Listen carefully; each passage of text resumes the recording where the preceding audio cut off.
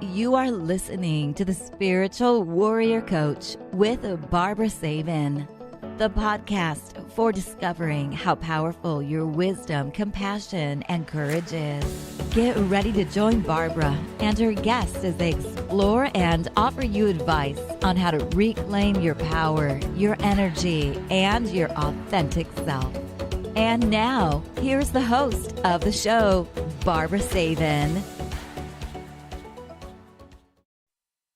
Well, thank you for joining me today, and welcome to the Spiritual Warrior Coach podcast. I am your host, Barbara Savin, and I am here to help you reclaim your power, your energy, and your authentic self. You know, I am a certified clinical and medical hypnotherapist, Reiki master and teacher, energy healing specialist, life coach, and best-selling author of Gentle Energy Touch, The Beginner's Guide to Hands-on Healing. You know, I have been helping my clients for over 35 years, and the older I get, the more wisdom seems to come through. So isn't it time that you believe in yourself? You know, your mind is going to provide you with your greatest challenges in life because it's so very, very powerful. So let's use it for positive thinking, creating harmony, balance, peace, love, happiness, and anything else that your heart desires, because one day the world will tap you on your shoulder and say, this is your time to shine. And speaking about shining, boy, I have an amazing guest today. I'm going to bring her on right now. Hi, Jean. How are you? I am doing well. Thanks so much for having me. Oh, my pleasure. I'm going to tell my listeners a little bit about you. Jean Atman is your last name? Yes. Jean Atman. She is an intuitive energy healer, energy medicine specialist. She's an author and speaker. And Jean's unique combination of intuitive energy guidance, soul coaching, and belief sculpting sets the stage for radical transformation. And her primary focus is on empowering women to create internal stability and well-being and to activate their own power so that they can enjoy an ease-filled life filled with abundance and purpose. And Jean remains fearlessly dedicated to that cause, and throughout her 21-year professional career has empowered tens of thousands of people worldwide to consciously create a beautiful life experience. Oh my, welcome, welcome, welcome. Thank you. So it's so nice to be able to find my tribe, you could say, by me doing the Spiritual Warrior Coach podcast. And I was so happy when I found you. And I said to myself, oh, I have to have this lady on because, you know, like for myself, I had a very challenging childhood. And I noticed that when I was on your website, you had the same. So can you explain to my listeners what happened and then how you actually got into the energy healing modality?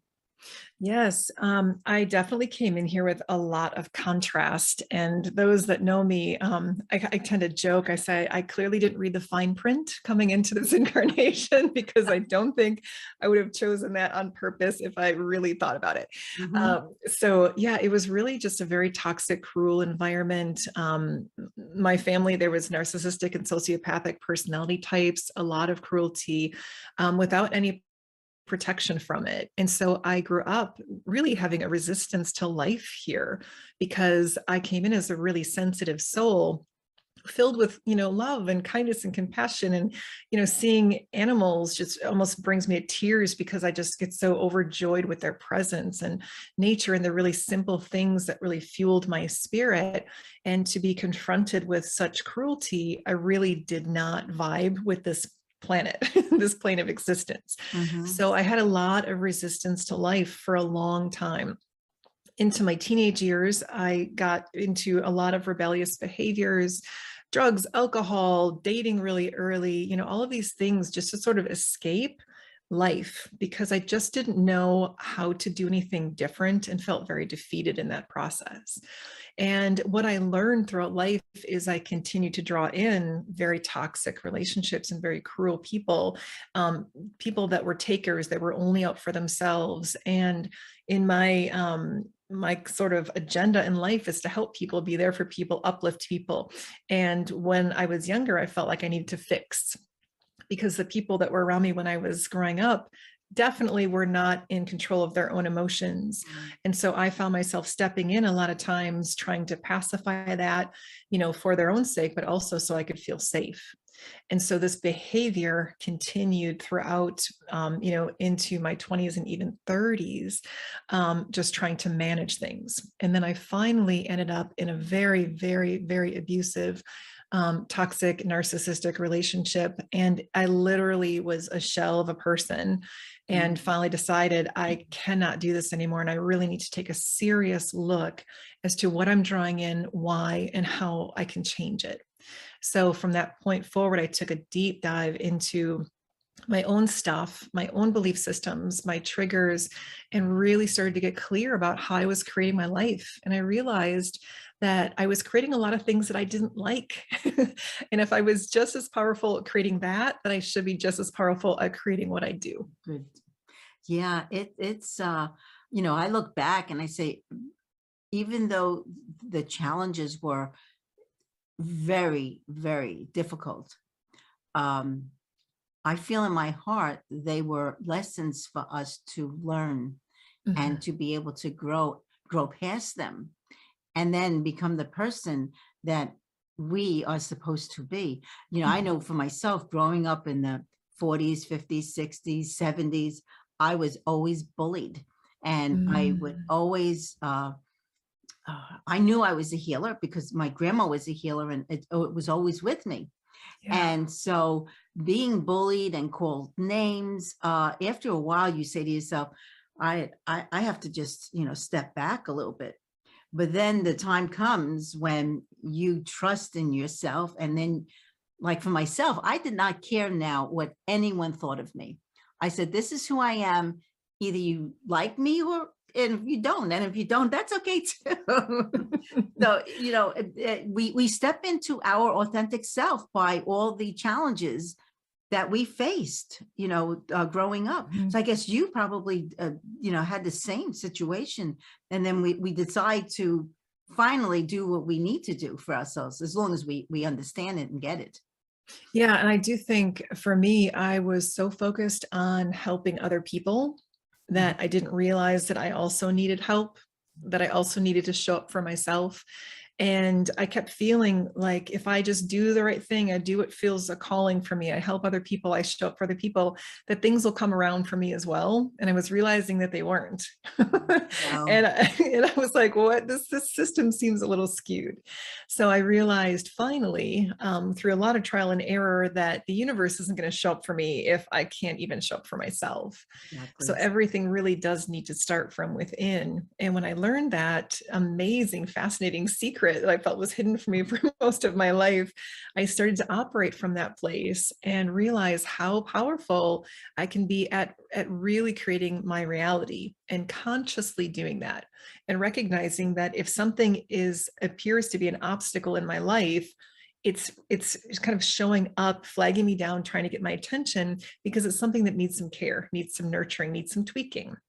So I go into that place, and any obstacle that comes up, it's just an illusion based on a belief system that we created at some point in our past. So when we start to manage that stuff, we can move really freely and clearly through anything and create, like I said before, what we do want. What we want. Yeah. And the most important thing, like for myself, I realized I needed to love me first. Yeah. Yeah. And to forgive and accept those that may have hurt me. I think a lot of people struggle with how to do that. We understand that conceptually. We're like, yeah, we know, we got it, but we don't really know how to embody that sometimes. And it really does take a lot of kind of practice and trial and error, again, to see, what does that even feel like? How do I implement that? What does that look like? And a couple months ago, I was recognizing that I was not resting the way that I needed to. And I decided that my go-to is work. I mean, it's hard when you love what you do. Oh, I know. To stop, you're like, but why? I love it so much, but we need to restore. And so I was recognizing I was still applying too much of my effort and energy towards, building content and all these other things. So I decided to stop doing all of the stuff and just focus on some main parts of my business, my clients, my coursework, and release the rest of all the incessant creating of all these things. And I realized, because I was in that stillness, what it meant to really give my life balance, to focus and spend time with myself and just whatever I wanted to do. And the first couple of days of this kind of self-love and rest journey, I was calling it, I was so uncomfortable because I didn't know what to do with myself.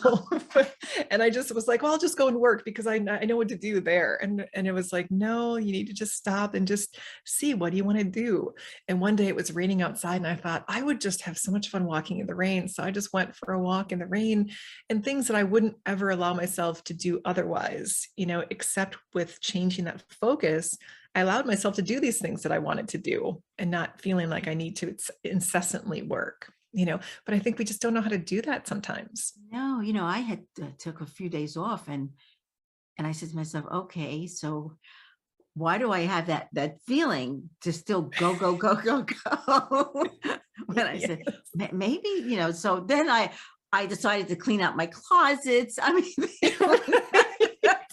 and I said to myself, what are you doing?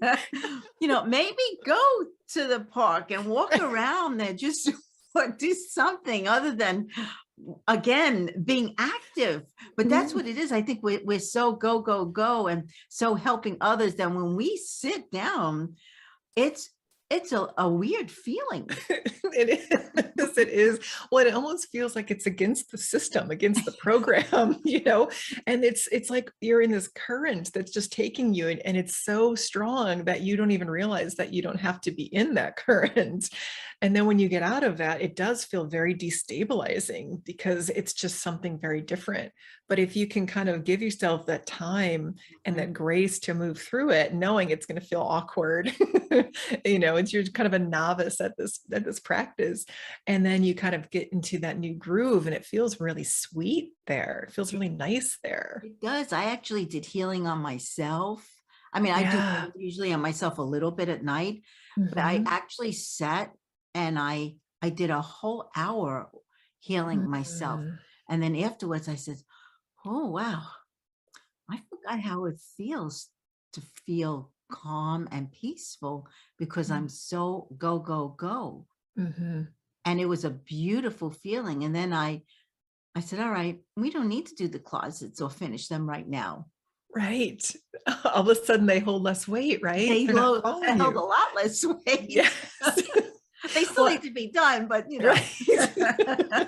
That's such an interesting thing though, because that's been coming up a lot, especially this week, is so many times when people are working into this transformation energy, sometimes they focus on what they're losing as opposed to what they're gaining. Right. And so for you thought it feels good to just heal myself. And so all of a sudden the gain becomes really clear and you don't even think about the other stuff anymore. So it's like, focus on what you want and then see what still fits from that point forward. Yeah. Right. And I said to myself, okay, I have 2 bags ready full of clothes to give to the Salvation Army or the women, in need.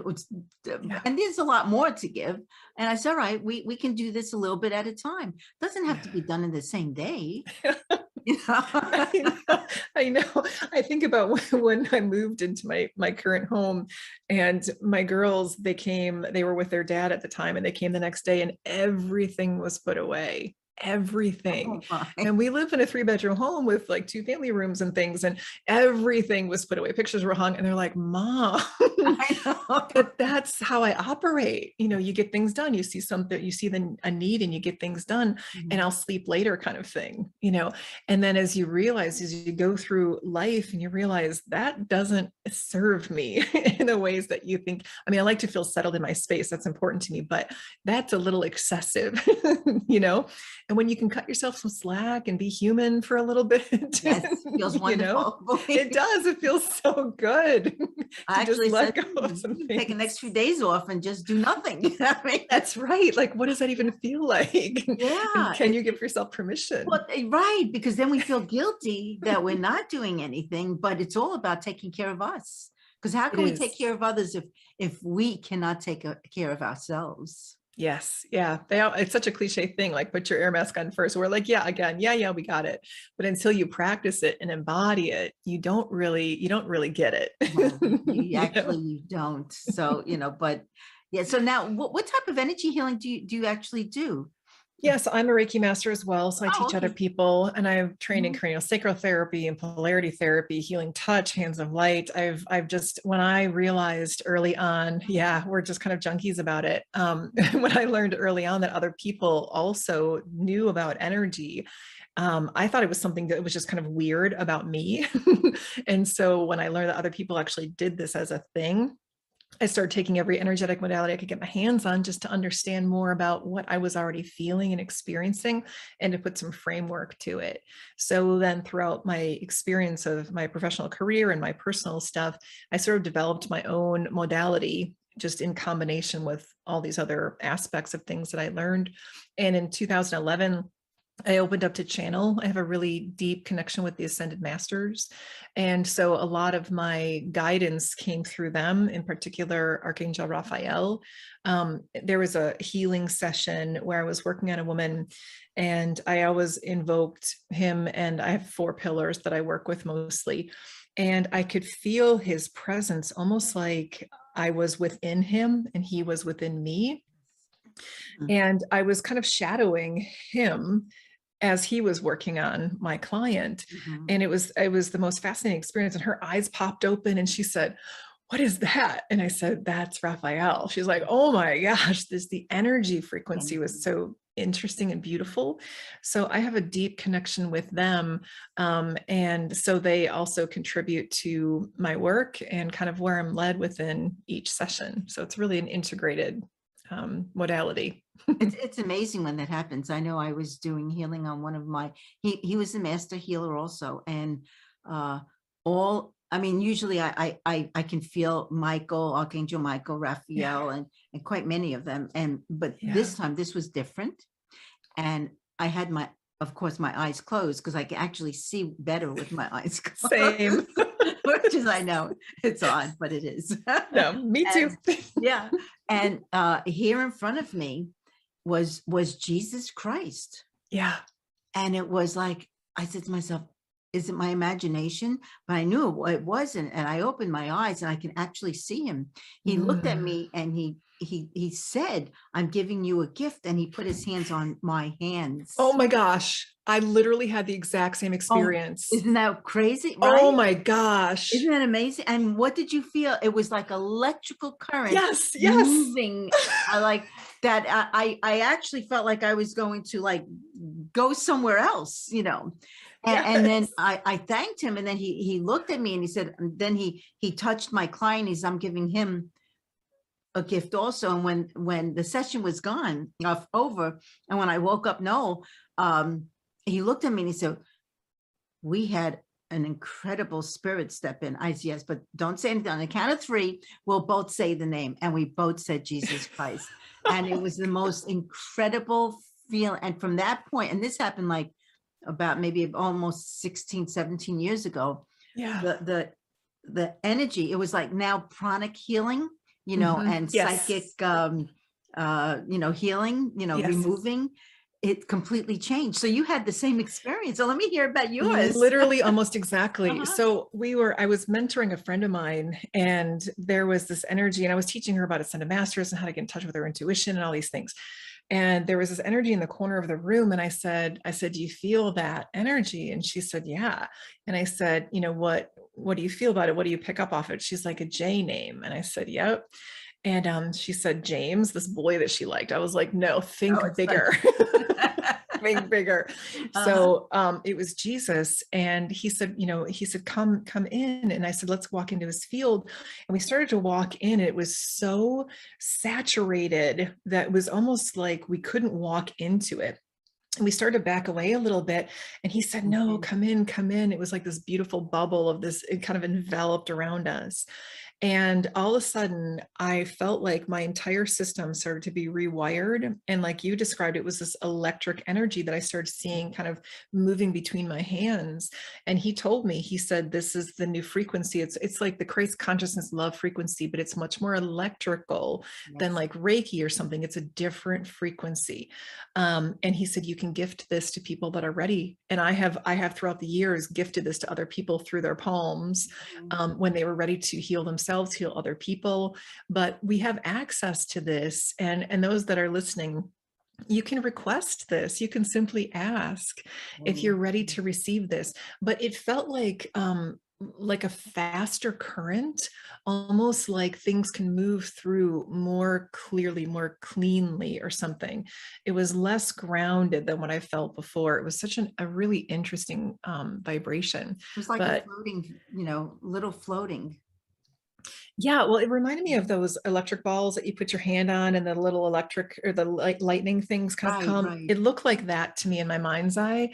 But that's so interesting that you had the same experience. I love that. I knew there was a really strong reason why we connected. I know, I know. There's no, believe me, there's always, and I looked Yeah. through the whole podcast, people, and there's thousands looking to, and I can feel who I should have on. Yeah. I Yeah. mean, it just is what it is. I mean, Yeah. it's hard to describe, but it's just there. You just know. Yeah, Um, I do think we're all finding our tribe right now, because I do feel like there's such a separation happening right now on the planet. Are mhm. you feeling that as well? This massive division? Oh, And yes. and I think that the people that are ready to move forward in one way are all gathering forces, and the people that are moving forward in a different way are kind of gathering their forces too. But I've never seen such division like we're seeing now. But at the same time, it feels even more connective because we're gathering with like minds. Well, that's it. Those of us that are looking to help ourselves heal Mhm. and to help others will, it's like a tribe, tribal. It'll be there for Yeah. us. And then you have the others that I still feel they're somewhat lost, a little bit Mhm. lost souls. Mhm. I agree. I feel like the people that are intrigued at all about there's a better way of life, there's something better for me, they can feel that kind of stirring in their soul. Mhm. As long as people are following that compelling force, you're always on path. And there's going to be people that are all over the board, all over the spectrum of where they are, how long they've been doing this. But I feel like as long as you're following what fuels you, what feels, compelling to the spirit, you're always in the right place, You're always. Well, why do you think what what actually prevents people from, gaining their access to their inner worlds, you could say, and how would you help somebody tap into it? Yeah, I do think there's a lot of moving parts with that. Sometimes it is as easy as resistance to life, like what I Right. came in here before. When we're feeling a lot of resistance to being here, we're not really motivated to help ourselves here. And then if we're not present in the now in this dimension, it's much harder to create things here, which then adds to the suffering, the state of suffering. Mhm. And some people are so shrouded within that heavy, dense energy that they can't even really see that glimmer of light or where to follow. Mhm. So some people just feel really overwhelmed by all the stuff and the shrouding that's around them. And so I think that to really get in touch with that peace within, because we can focus so much on the outer world and all the stuff that's not working, but we forget that we can always do something different if we come within. Mhm. And when you tune back into what do I really need? What would help me to feel a little bit lighter, and get in touch with those pieces, you can recognize that change can be made much easier there. You don't have to manage and navigate all these external moving parts, because that can feel really overwhelming. So I can see how that would create a lot of resistance in people.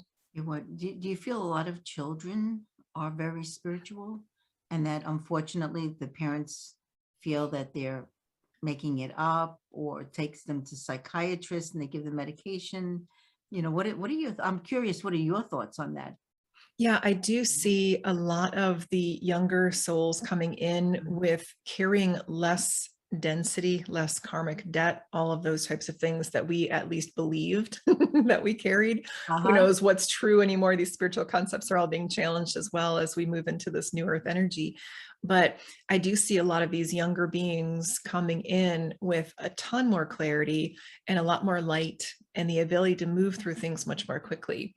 And even so, I work with a lot of people within toxic relationships, and a lot of people are divorced from this, air quotes, narcissist, and their children. They're worried about their children that are also suffering from, having this kind of toxic relationship within that dynamic. And what always comes through when I look at it is the person, let's say the mother, who experienced a lot of trauma, came into this incarnation with a lot of lessons to learn regarding worth, value, respect, all these things. The kids that are born into this relationship are far less dense. They don't receive the same kind of amperage or percentage of that negative energy. Does that make sense? So let's say the mom is experiencing 100% of this trauma. The kids only experience like 25% that actually affects them. They're far less dense. I don't know if that whole thing made sense or not, but to me it does. Yeah, to you it does. Yeah. So they're not as impacted as what we think based on our wounds that they would be, and their ability to see through these things seems to be a lot easier access point to be able to move through it and grow. And they learn these things much earlier on too, where somebody might be 50 something now just learning it. The child is 4 and going through that same lesson, you know what I mean? At a different depth. But yeah, the kids that are coming in now, I'm just really amazed at how inspired they are to make the change. I feel like they're coming in knowing that this plane is changing and they're part of the wave of that transformation. Do you feel that before coming in, they severed those cords of attachment? I don't know if it's each generation that comes is clearing more and clearing more, kind of clearing the pathway. I do know I work with people on conscious conception, people that can't conceive. I'm on my 6th pregnancy now, helping. So we've had 5 successful babies so far. Oh, nice. Yeah. And I talk to these spirits coming in and they will tell me, the timing needs to be a certain place, or this frequency needs to be set a certain way, or they're kind of more particular about how they come in. Because of their own energetic alignment. So it's really important for them to kind of plug into this huge collective wave of consciousness at their right time. So it's interesting when you're communicating with the next generation and what they really want, Do you feel that they pick their parents based on what they need to learn? I do. It's funny because that's such a kind of a triggering question for me, because I was like, I certainly didn't feel like I had the choice. Well, that's why I'm asking the question. Right. I was like, I don't know if I would have chosen that on purpose. But I think there is an alignment between parents and children. And I do believe that I had one as well, even though I don't like to admit it because it was, a little crazy time. But I do believe that there are soul contracts in place and ways that these spirits can come in and assist their parents and vice versa. I feel like there's already kind of soul agreements that are being played out. And you feel that, well, I know we all have choices whether or not to actually move past it or to stay, you could say, somewhat stuck in it. Yeah, absolutely. I think there's a lot of kind of stagnations right now, just because we're moving away from so much old and moving into something that's very, very different than we've ever been before. Yeah. So I think that it can be a little intimidating to kind of release everything that felt foundational, even though it never really was foundational. It wasn't something that you want to bring with you as your ground. But it can be a little scary to move away from everything that you've known. Oh yeah, because we're so used to it, and it feels somewhat comfortable, as uncomfortable as it is. Mm-hmm. Yeah, in fact, I've been noticing a lot of epiphany surfacing about myself this past year, even knowing that I kind of lived my whole life in survival mode. based on those beliefs that started really early on. And I noticed that I was still exhibiting behaviors that kept me in survival mode. And not really understand, like I had justifications of why I needed to do this or why I needed to, go in this route or whatever. And it made sense at the time. But when I looked later at them, I was like, no, that decision actually kept me deeper in survival mode. So we can recognize that we are in that place and really focus there to say, will this decision keep me in this uncomfortable place, or will this decision help me to move out of that? When you can get into that core, you can start to make really drastic shifts and radical shifts from that place and not continuing to pacify what's familiar. Exactly. And it's very uncomfortable. It is extremely uncomfortable. Yeah. And I describe it as, being on a roller coaster ride, because, there are those good days and there are those really bad days. But then you have to say, okay, there's a reason for this being this way. Let me get back to the good day and allow myself to release that. But boy, it is uncomfortable. Yes, it is. It is. And in fact, that reminded me of something a friend of mine, she's a beautiful psychic medium, told me years ago. She said, your vibration's all over the place. And I was like, what does that even mean? I don't even know what that means. Long ago. And she says, you're up, you're down, you're up, you're down, you're all over the place. And shortly after that, it was on my kind of awareness. And shortly after that, I was down spiraling into some drama that was happening in my life or whatever. And I was in meditation and I said, why am I here again? And they said, basically, silly child, you created this 3 weeks ago. Yeah. And I was like, wait, what? And it's because when I was in that cycle, 3 weeks ago or whatever it was like, why am I always here? Why is this always happening? Why is this, and grounding that energy in. So of course, there's always going to be the ebb and flow and the upswing, but then you've already created another down spiral. So I thought, I'm going to stop doing that. that sucks to do that. And instead, I'm going to stunt that down spiral and just try to be at least in neutral. I mean, I can't stay high all the time, but I can at least be in a neutral, and then I started to climb, gradually continue to climb up and up and up from that place. Once I recognized I was creating those down spirals in my future. That's it. And boy, I look back and I say, why did I do that to myself? Yeah. Well, when we know better, we do better, Yeah. And it's, I've done something to myself that was really like almost killed me, actually. This was about 10 years ago. No, a little more than about 16 years ago. And I kept on hearing, Barbara, stop walking and, being on the phone and texting. And I said, oh, we're good. We're good. When we don't listen, what happens? Yeah. Yes. And I was doing whatever I was doing, and I tripped over a cement slab in the parking lot. And as I fell on the sidewalk and hit my whole head. And all I could remember was saying, ouch. And then my husband was with me. He tried to grab me, but unfortunately, he took my jacket off instead of grabbing me. And because I was supposed to get hurt. I mean, there was no doubt in my mind. And so, rushed to the hospital, and I was just bleeding everywhere. And the doctor said to me, after all these tests that they did, I have good news and bad news. And of course, I wanted the good news first. And she said, you don't have any swelling on your head, even though your head is out like that. She said, you didn't break your cheekbone, even though you're bleeding. And I had bruises and cuts everywhere. And then the bad news was I crushed my nose.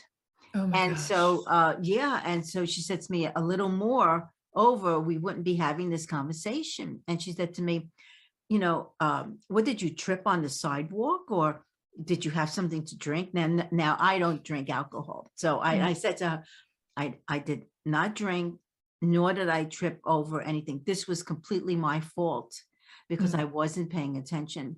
And I said to her, and you'll appreciate this. As I was falling, I could feel a huge angelic wing underneath me. So it was like, okay, we need to hurt you because, boy, you have not been listening. Right. Well, we won't kill you, but we'll just hurt you. Oh. Let me tell you. And the thing is, as I'm falling, I could feel the angelic wing, and that's why I didn't think I got so hurt. But from that point on forward, I've never walked in text again. And now, well, you know, when we hear those voiceless voices speaking to us, you have to pay attention. Yeah, it gets loud if you don't. And they probably, what I envision with the angelic being is they help to buffer the fall a little bit. Oh too, yeah, I'd say a lot. What I mean? Yeah. Because and yeah, you're so true. It's so right. If we're not listening, and we don't know sometimes that we're not listening, because we just get so busy that we're like, yeah, we'll get to that. And then they make it a little bit louder until they really get your attention. You're like, oh, okay. I clearly wasn't listening before. And it's that feeling that we have to pay attention to. And a lot of people don't. I've noticed. Yeah. Well, and we're so focused outwardly that we sometimes, it's hard to hear those channels if we're not used to it. And I always tell people too, when they first start really trying to listen to their guidance system, think of it as a tiny little thread, maybe sometimes, where it's not going to come through as this huge tractor beam of guidance. It might, but it might not. But if those channels are congested, they're not cleared, give that a chance to sort of stabilize within your field. And the more you practice that, the more you will consistently hear. And then again, it's choice if we listen or not. It's choice, okay. But at least we had choice, but it was yes. We just chose not to. Yeah. That interesting human condition. We have to laugh at ourselves for our humanness sometimes. I know. It's funny, like after all the work that was done, and I remember saying, I will never not listen again. Right. Well, go ahead. No, I was going to, my grandchildren came over, and, my daughter, and they both just, when I came out of the hospital, and I had this metal thing on my face. I mean, it was really horrible. And my granddaughter, now both of them are very spiritual, all three of them actually. And granddaughter comes over to me. She comes a little closer to me. She says to me, Grandma, you look horrible. I feel it also. Right. And right. she says to me, Grandma, you're not listening, just like that.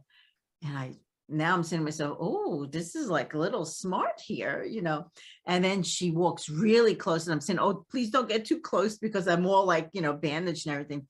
Just, Grandma, because you weren't listening, you could have died, and we would have been very, very sad. And that just hit me, right in the heart. And I said, wow, here I am, a spiritual being, not paying attention to me. And again, it all came back to self-love and caring of myself, and slowing down a little bit. Yeah. And sometimes I think it's hard to trust in what we get sometimes. And I learned kind of the hard way through learning to trust that voice, whether you understand it or not. And when I finally integrated with that process, I will never again not trust it. It doesn't matter if I'm going in one direction and this intuitive hit comes in and says, totally change course. I'm like, okay, I'm there. I don't even question it, because I know I've learned through enough practice with it to always trust it. And a lot of times I don't know why until after, and I'm okay with that, because it always comes around to make sense. But I do know that my mind doesn't need to be aligned with how I feel in order to trust that guidance system. Because the mind will always put us in a different direction. Yeah. But that feeling, and I call it a voiceless voice that always speaks to us, is what we really need to feel and move forward with. Yes. And, it's like getting lost in the car, all of a sudden you feel go right, but then this says, no, go left.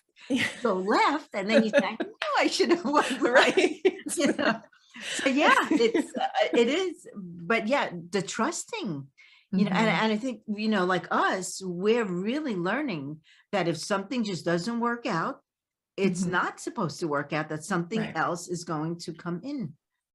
Yes. Yeah. And it takes a little bit of time because as humans, we get really attached to ideas, to people, to material things, to outcomes. There's a lot of attachment. And when you can really come into that space of trust, then you lose that attachment. You don't need those things to create safety or stability within. That trusting in the process is everything. And no matter what happens around you, you're okay. And it's such a liberating feeling. And in order to come into that, I always recommend people starting with little things first, things that don't mean quite so much, or have such an impact in your life. Just try to trust even what restaurant you want to go to, which way home you want to drive, and just start to trust in little things. And that'll start to build that muscle to be able to trust in the bigger decisions that you need to make, the when and the how. And the other thing is not to really get caught up in the details of things, because our minds create so many little obstacles that keep us really stuck. And if we just trust what we feel and move in that way with freedom, we get to where we're going much more quickly when the mind doesn't kind of get in the way of that. Well, that's it. And I always say no expectations. Because Right. then you will, you're expecting, and even when I see a client, I tell them, do not have any expectations to the outcome, because I don't know what's going to happen during the session, and neither do you, but they do upstairs. And whatever you need is what you're going to receive, not necessarily what you want. See, there's the difference. That is something funny.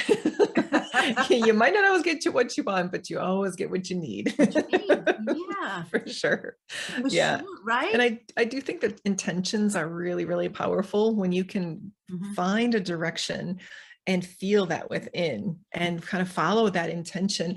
You land where you're going. It might look differently than what you first anticipated, but it's usually 100% of the time, I'll say, better than what you could have ever envisioned for yourself in the first place. Well, that's how do you feel like people can move beyond like their resistance?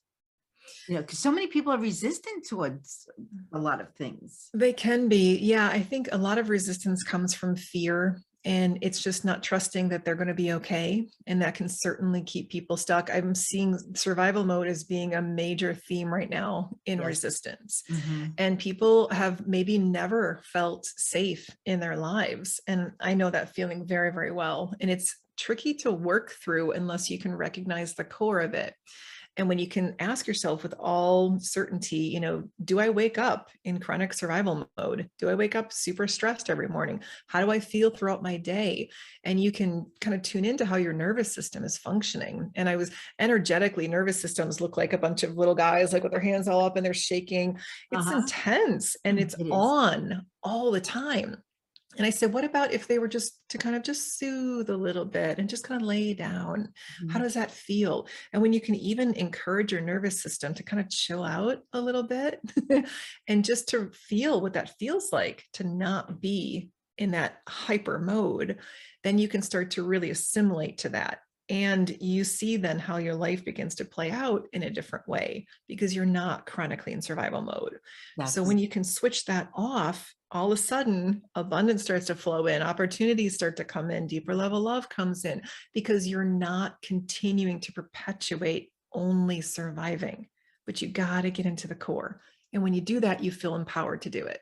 Oh, without a doubt. And I feel a lot of people, for some reason, depend on like a psychiatrist, because they're so in that other mode of like that they feel they need medication to stop it.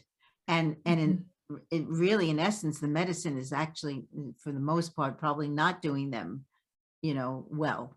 And then they need more medication. And now they're dependent on that, when, like you said, to get to the core of your being and to figure out where exactly is this coming from and why am I feeling this way?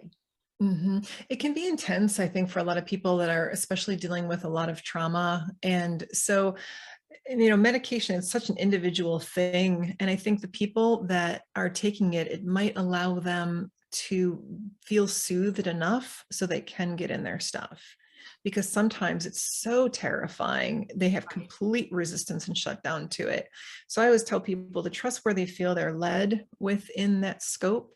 To me, I do think that it can suppress things as opposed to letting things feel. But if it's too intense where you're completely denying it or rejecting it, then that can be super helpful to just take the edge off enough, I think, to be able to get into that stuff. But to hopefully understand why is it that you're feeling that way? Yeah, to be able to go in. And I do think people do use escapism tactics a lot of times, sex, drugs, drinking, to kind of numb out. And sometimes we just don't feel equipped to deal with our own stuff. So those were, it's when the escapism tactics come in. But if you feel, once you realize it's not really scary in there and you have tools and techniques and you're capable of managing that stuff, then all of a sudden you don't need those escapism tactics anymore because you feel very confident with your ability to go in, manage your stuff, and move on with your life already. And that's why I feel people should, look for life coaching and energy healers and, hypnosis and things such as that. Yeah. So that they have a more understanding of why they're feeling that way. And many times it could be a past life. Absolutely. And they have no idea why that's happening. I do think that there is something so powerful. I mean, as energy healers, we know the potential of that work. And when you're moving in energy stagnation, let's say you have a trauma, and that trauma energy ball contains all the emotions, all the thoughts, all the beliefs. And so when you start to clear and decongest that field from the trauma, it also takes a lot of that stuff with it. It diffuses those emotions. It diffuses the mental loops that people go through. So energy clearing for me is the easiest access point to getting into that stuff, making big change, and it feeling really nice throughout the process, where it's not like you have to go in there and dig up all the stuff again to unpack it. You just have a chance to learn to receive, learn what's happening in your energy body, start to move some things out. And then your sense of choice becomes more free as well, because you're not trying to battle through all that old congestion and trauma. So energy clearing, I think, is one of the most powerful things that people can do for their growth and transformation. Oh, that's why when I see clients and afterwards they say, I feel so lighter. Yeah. Because we cleared. It may not have been your energy, it was probably other people's energies. Because as you know, we pick up energies from other people, places, things. Some energies are great and loving. Other energies are not so great. So much. Right. So, yeah. And the other thing with energy clearing, I just had a client the other day. We had a session a couple of weeks ago, and she said, I couldn't wait for this session today. She says, you won't believe what happened. After you cleared my field, and this happens for everybody, whenever you clear your field, you get deeper in touch with your intuition. You then access what is in your highest good. So she's in the stock market. So she decided after the session, she got an intuitive hit to put some money on this one stock. And by the time the doors closed, the stocks, exchange closed at night, it was down 5,000. She thought, what's going on? Well, by the next morning, it was up $62,000. Wow. Oh, what's her address? And she said, and she knew exactly from trusting her intuition when to pull it. And there literally, she looked at it later, there was a 28-second window that she was able to get to the top of that and grab it and sell it before it plummeted. Wow. And this was all following her intuitive hits. And she said, I swear to you, it's because of this clearing work. So think about the potential when you're not moving through your congestion and you can actually hear your intuition. Anything is possible. Anything is possible. Anything is. We can allow ourselves to feel love, abundance, or everything. Yeah. Yeah. Well, I think people don't realize how much their exterior lives can change based on what they do inside. So that's a perfect example of, how this manifests when you're in your alignment. It's incredible. Yeah. Myself, I wrote my book. It came out in 2016, and I wrote it quite many years prior to that. And I used it for actually, teaching. And one of my clients had mentioned to me, oh, you should publish this. And then I sat with me And all of a sudden, there came that energy of abundance and knowing. And when I finished it, I said to myself, wow, how did I know what to do here? It's because I listened and allowed myself to receive what was there all along. But it was, and I call it spiritual timing. When the timing is right is when it will be. And then it was published and picked up from a publisher. Nice. I mean, I love that too, with the timing. When we try to act on something before it's time, if you're finding struggle and hardship and challenges, that's a time I always say, step back a little bit and feel into, am I forcing this, or does it feel like inspired action? And when you feel inspired and when you get that hit, it's time, and you're supported by that divine timing, and things flow much more easily. I love that. It's amazing. I've been wanting to do a podcast for a long time, but then all of a sudden it really just was there for me. And I was originally calling it Motivate Your Life. And then I heard, no, we don't, it's not the right name. Right. And I sat here and I said, all right. I closed my eyes and I asked, what should I call it? And I heard the Spiritual Warrior Coach podcast. And I chuckled because I said to them, do you really think that it's available? Right. Yeah. Well, and then I heard, just look. And I did, and ended up getting the .com and the .net. And I said, thank you. I will, I trusted, but I still doubted a little bit, but we need to trust it more because it's there. Yeah. And that's when I decided to start doing this. It was the right timing. Yes. It's funny. It reminds me, I was changing my name, and my married name didn't fit and my maiden name didn't fit for obvious reasons. And I just desperately wanted to find something that felt more like me. First name, last name, all of it. I wanted to change all of it. And all I got was, it's going to start with an A. And I wasn't sure if that was my first name, my last name. So I was on all the time, like numerology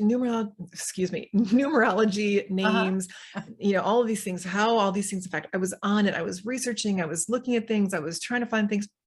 And every time I was searching, they were like, nope, you know better. You don't spend time there, you know better. But I'm like, I'm going to find it, darn it. And I was in there, I was determined. And finally, I just got puckered out. I was like, okay, I'm going to drop it off. I'm going to leave it. All I knew was to start with an A. And I was reading something one day and I came across the word Atman, and they said, that's it. And it's just like this huge, like voice, like almost like the booming voice of God. That's it. And I said, that's it? And they said, yeah. And I looked up the word Atman, and its meaning is soul essence or true self. Oh my. I was like, okay, I got it. Because that's what I teach. I teach how to connect into your soul essence, how to connect with your true self. Of course, my name vibration is going to reflect that. And I was never going to find that on my own. So when I dropped it off and surrendered into divine timing, then I'm just going about my business, reading something, and it drops in, and there it is. And they alerted me to that. And then it was easy, but we need to be able to get out of our own way. I had to get out of my own way because I said, oh no, motivate your life. Right. Well, and motivate, like you're pulling something and motivating. You're like, you need to pull an effort, what I mean? So I can see why that wouldn't fit with you. Right. And the thing is that I am a spiritual warrior. That's who I am. Yeah. And it was like spot on, and it felt right. But then I said, oh, it's not going to be available, but it was. Yeah. It's crazy how things work if we just listen. It's such a joyful process when we do too, because we're like, seriously, is it that easy? Oh my gosh. And it just becomes so joyful. I know. It never gets old. It never gets old. And I was like, I can't believe this. And then I heard, well, just listen. All you need to do is ask and listen. Right. Right. I mean, it's simple. We forget that part of the receiving part sometimes, we're like, we're asking, where is this? And they're like, shh, Yes, it'll come. just settle. I know, I have to laugh sometimes because I find it like completely like funny sometimes. And I say, you've been doing this all your life. Your grandma was a healer. You've been a healer. And yet what happens? Yeah, our humanness. Yeah, human. Yeah, we're human. Yes, just to love every delicious part of it, Exactly. Right. I know. And just be. Yeah. Yeah. So what type of courses do you actually teach? Yeah, I have my sort of my labor of love is my limitless course, and it walks people through how to unpack all the stuff that they're carrying with them that's creating obstacles in their lives, and to be able to be liberated from that stuff, release the rickety foundation of what they once knew, and be able to really see how they can build a much sturdier foundation for themselves. And so the first 5 modules of the course really build into how to create a new foundation as you're letting go of the old stuff that doesn't work. And then the next 4 modules talk about bringing love, bringing abundance, the art of receiving, all of these things that people really want, but they're trying to bring in on the rickety foundation of the past. So we really need to establish a new sturdy foundation and then allow all the other delicious parts of life to come in. Oh yeah, because once there is a strong foundation, then you can build anything. Yeah. And everything is from within. So it really brings people back to themselves, gain a deeper understanding of what's going on in the inner realms, in the inner worlds, how to access those places and to nurture those places, and how not to be afraid of that. Once you learn how to process your stuff, anything can happen around you and you feel capable and empowered. Oh, without a doubt, 100%. And I know even for myself, when we first moved here like 16 years ago, someone had mentioned to me they were building a 4 Seasons hotel, and within the hotel was a wellness institute, and it was in Westlake, and I'd pass it all the time, and I'd say to myself, if it's meant to be, I will work there. And then I actually created a vision board. Right. I'm sure right. And I put myself working there. Now, I didn't know really the name or anything like that. And when they finally, they were requesting resumes, I put my resume in, and he interviewed over 100 people. And when I went for an interview, I sat with him and I mentioned about what I did for 9/11, volunteering and a lot of other things. And I said to myself, if this is meant to be, it'll happen. And he had a few more people to interview. And all I asked him was just to let me know, if it's yes or no. And then 2 weeks later, Dr. Tan called me and he says to me, I know we had a great interview and I was feeling really great about you. And I don't know how to tell you this. And I said to myself, all right, it'll be fine. That something else will open up for myself. So then he says to me, well, can you start tomorrow? So, when you believe in yourself and you trust and you listen and you can feel, if that is meant to happen for you, it's going to be there. And I was there for like 12 years. And then I walked away and opened my own center. But we have to trust ourselves and say, I'm as good as someone else, and I'm special. We're all special. I always say there's not another there's a lot of people named Barbara, but there's only one Barbara. Yes. Like there's only one Jean, even though there's hundreds and thousands of Jeans. But we're all special and unique. And it's so important that, like what you teach, to tap into that and to be, our authentic selves. Yes, I know. And I think that the more we do that, the easier and more fulfilling and satisfying life can be. And our partnerships grow deeper and everything good happens there. So I encourage people to do it. Yeah. So where can my listeners find you? Yeah, my website is the easiest place, jeanatman.com. And there you can find my private work, my courses, my other offerings. There's some freebies on there for people. So go to jeanatman.com and you can access all that stuff. Ah, Jean, this was a delightful interview. Thank you. I had We fun need to too. stay in touch. I would love that. When I finally find other, healers such as yourself, and you could just feel that it is right. Yeah. And that, I could feel your authenticity. So it's a beautiful feeling. Yeah, thank you. I know. I think that as we are all finding, each other, it feels like coming home. We're like, oh, I know you, even I don't know you. I know you. Right, I know, it's because so many people guests that I've had, it feels like I've known them forever. And yet we've just met. Yeah. Yeah. Our souls know. They're crappy little things. I listened when they said, that's the one. Right. That's right. No more resistance. Right. That's right. I love that. So it's Jean, Atman.com. Yes. Okay. Yep. Well, thank you so much. Yeah, thank you. And, we have to stay in touch. Yeah. Be my pleasure. And if you come up, are you going to do another, is that your sole course, or will you be doing some other online courses? I've got a lot of projects in the works. I'm very, very inspired. I've got 3 other ones that I'm working on currently, but I'll announce those when they're close to being launched. So then maybe we need to do another interview. That's right. That's right. I've got all kinds of stuff on autoimmunity and chronic illness and healing yourself through energy systems and all kinds of stuff going on. So yeah, if you're interested, hop onto my mailing list and you'll be alerted to when those are available. I will do that. Yeah, perfect. Sounds good. So it's jeanatman.com. Please check her out. Thanks so much, Barbara. Oh, you're welcome, honey. Have a good day. Thank you. You too. Well, Gee, thank you for listening today, and a very big thank you to my special guest, Jean Atman.